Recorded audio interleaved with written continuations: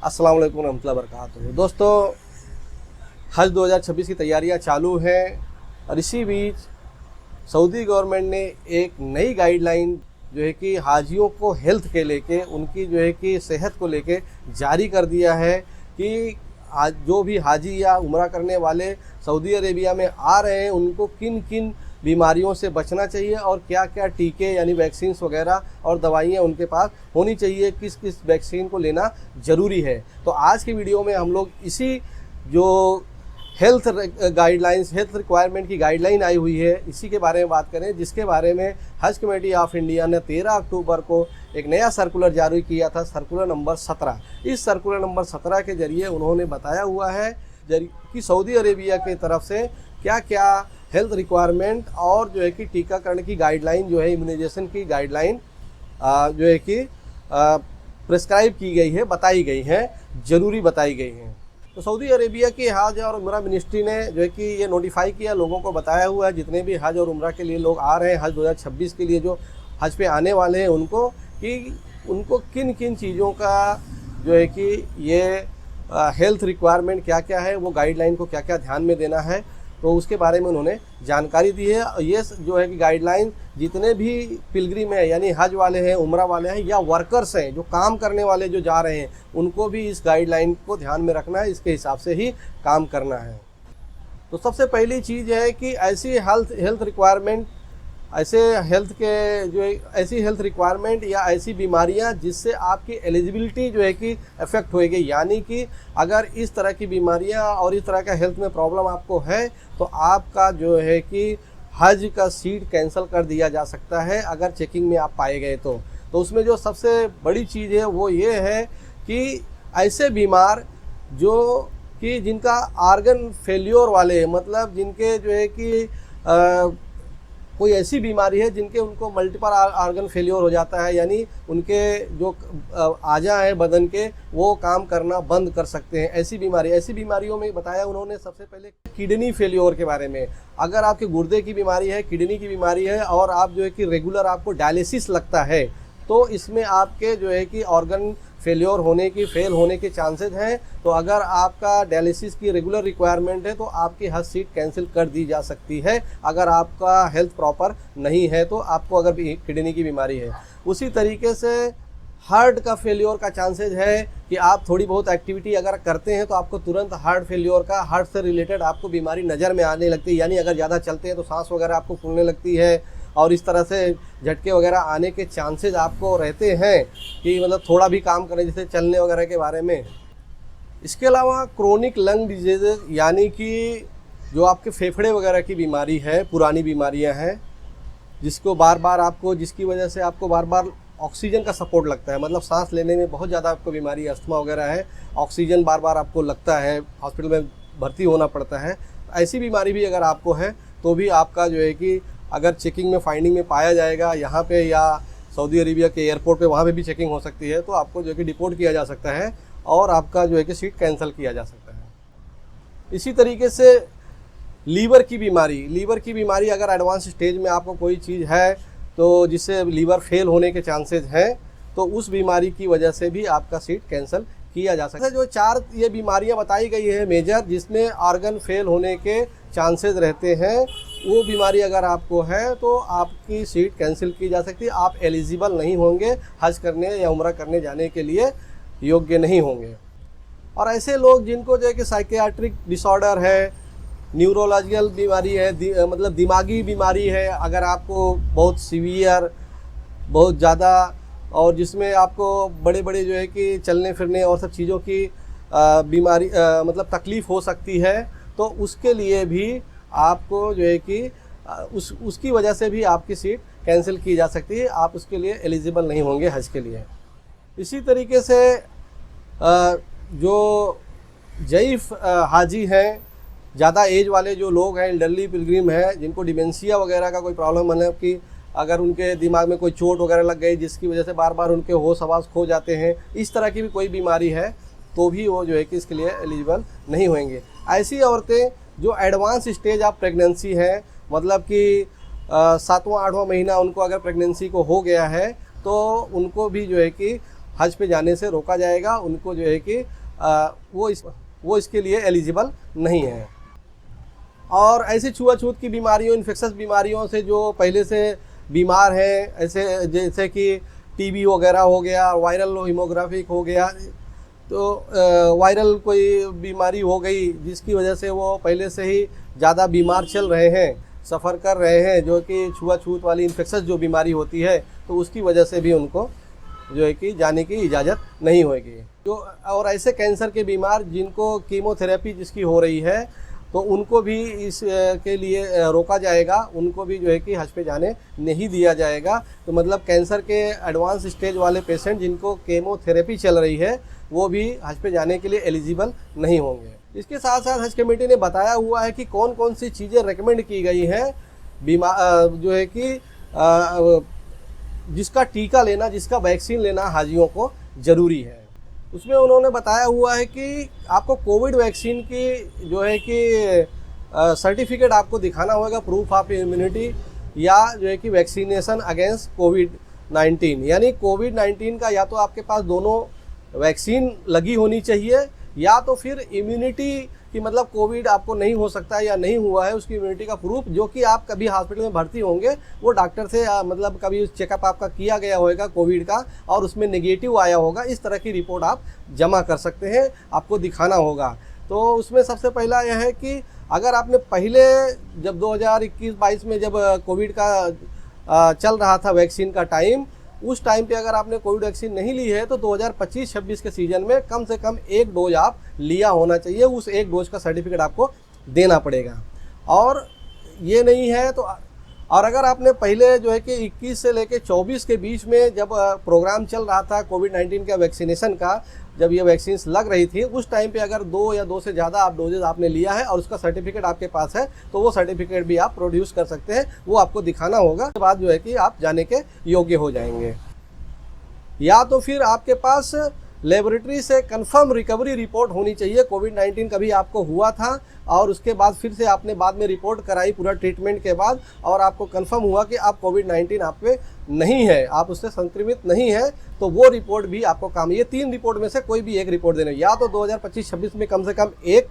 जो है कि डोज लिया होना चाहिए आपको कोविड-19 वैक्सीन का, या तो कोविड-19 वैक्सीन जो है कि 2 या उससे ज़्यादा जो पहले चल रही थी 2021 से 24 के बीच में सरकार की तरफ से, उसमें से आपने लिया है, उसका सर्टिफिकेट आपको दिखाना पड़ेगा। या तो फिर आप बीमार हुए, आपको कोविड हुआ था और आपको ने जो है कि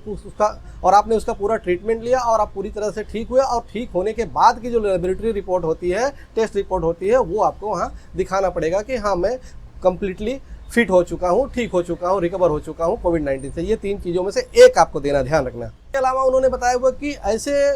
वैक्सीन जो कंपल्सरीली आपको लेना है, बिल्कुल लेना ही लेना है, इसको आप छोड़ नहीं सकते, जिसमें कि मैंने बताया हुआ था पिछले साल भी, और ये हर साल हज कमेटी देती है। इसमें मेनिंगोकोकल मेनिंजाइटिस की वैक्सीन है, ACWY जिसे बोलते हैं, ये सभी पिलग्रिम को देना होता है। और जो है कि ये जाने से आपको 1 हफ्ता 10 दिन पहले कम से कम आपको लिया होना चाहिए। तो ये वैक्सीन आपको हज कमेटी के हज हाउसेज में या जो उनके कैंप लगेंगे उसमें जब सारा काम हो जाएगा, जाने का टाइम चालू हो 1 महीना पहले से इंशाअल्लाह हज कमेटी आपको दिलाएगी। ये वैक्सीन आपको हज कमेटी इसी पैसे में ऑटोमेटिकली दिलाएगी। इसके बाद जो है कि एक और वैक्सीन होती है जिसको पोलियो ड्रॉप बोलते हैं, वो पोलियो ड्रॉप जो है कि आपको पिलाया जाएगा, वो भी हज कमेटी की तरफ से ही पिलाया जाए। एक वैक्सीन आपको, एक इंजेक्शन दिया जाएगा मेनिंगोकोकल मेनिंजाइटिस का, और एक जो है कि पोलियो की ड्रॉप पिलाई जाएगी। ये दोनों चीज़ें कंपलसरी है, इसको होना ही होना चाहिए हज पे जाने से पहले आपके पास, और ये जो है कि सभी हाजियों को लेना है, हज कमेटी खुद इसको देगी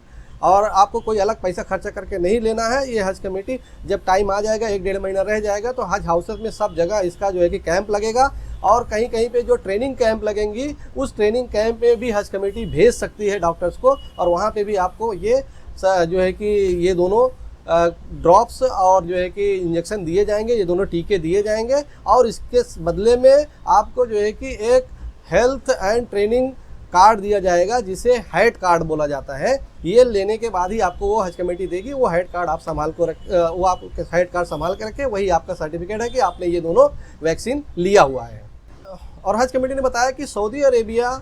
इस सब चीज़ों को मॉनिटर करने के लिए प्रिवेंटिव मेजर्स के लिए, कि मतलब कोई हाजी इसके लिए बगैर भी न जाए, मतलब हज पे न पहुंच जाए, तो उनके बारे में ये जो है कि अलग से सऊदी अरेबिया में अलग से जो है कि वहाँ पे एयरपोर्ट वगैरह पे एंट्री पॉइंट्स पे इसका चेकिंग लगा सकती है कि चेक किया जाएगा कि इस जहाँ जिस जिस देश में जिस तरीके का उन्होंने डिमांड किया है वैक्सीन का, जो बीमारियाँ जिस देश में होती हैं उस तरह की बीमारियों के बारे में चेकिंग वहाँ कर सकती है हज कमेटी एयरपोर्ट्स वगैरह पे कि इन्होंने ये वैक्सीन लिया है कि नहीं, जो हम लोगों ने बोला हो, यानी जो सऊदी अरेबिया ने बोला है वो लेके जा रहे हैं कि नहीं। अगर वहाँ एयरपोर्ट पे भी आप पाए गए कि आप गलत तरीके से आ रहे हैं और उसको आपने डिक्लेयर नहीं किया, सर्टिफिकेट नहीं प्रोड्यूस किया, तो आपको डिपोर्ट किया जा सकता है, वापस भेजा सकता है। और अगर कोई नया बीमारी आउटब्रेक हुई, जैसे कि 2019 में जो है कि ये बीमारी आ गई थी कोविड-19 कोरोना वायरस, उसी तरीके से कोई नई बीमारी अगर हज पे जाने से पहले इंटरनेशनल कोई बीमारी आउटब्रेक हो गई, फैल गई, तो जो है कि सऊदी अरेबिया उस बीमारी के बारे में भी जो चीज़ें लेनी होंगी, जो हेल्थ मेजर्स लेने होंगे वर्ल्ड हेल्थ ऑर्गेनाइजेशन की तरफ से, मतलब WHO की तरफ से सारे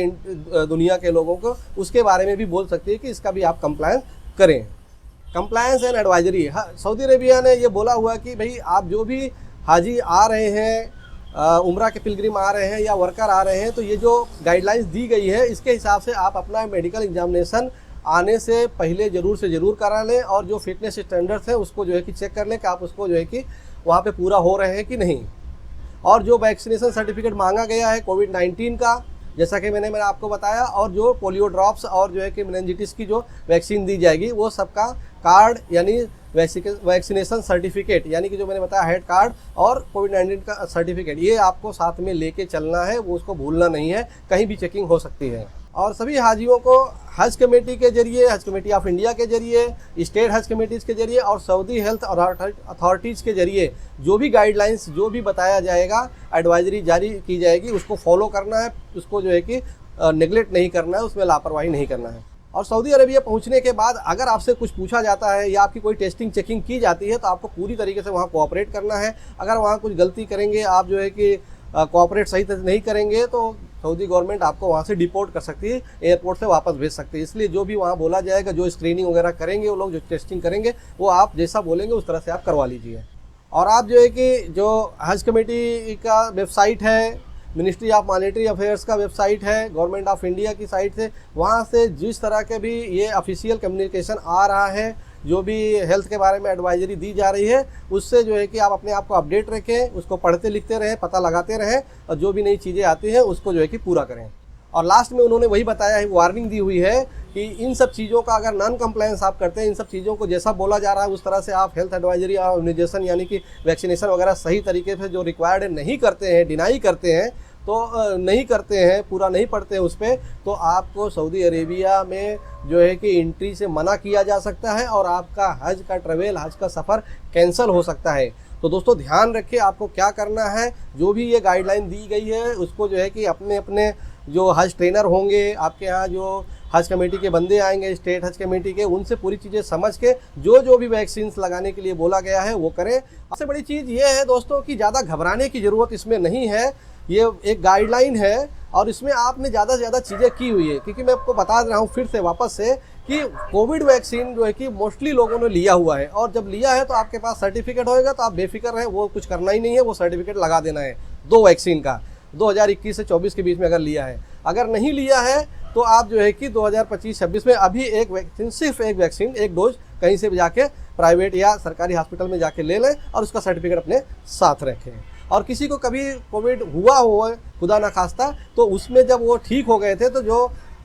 हॉस्पिटल की रिपोर्ट आई थी कि आप जो है कि कोविड वैक्सीन से पूरी तरह से रिकवर हो गए हैं, तो वो रिपोर्ट भी लगा सकते हैं। ये तीनों में से कोई एक रिपोर्ट लगा सकते हैं इंशाअल्लाह। जहाँ तक मेरी जो है कि राय है, मेरी सोच है, इन तीनों में से कोई ना कोई सर्टिफिकेट आपके पास जरूर होगा कोविड वैक्सीन के बारे में, क्योंकि कोविड वैक्सीन कितना हाहाकार से आया हुआ था, सभी लोगों ने जो है कि वैक्सीन लगवा ली थी, तो इंशाल्लाह आपके पास होगी। तो वो लगाना नहीं है, खाली वो सर्टिफिकेट रेडी रखना है आपके पास। 2 चीज़ें और इस जो गाइडलाइन में है, वो एक है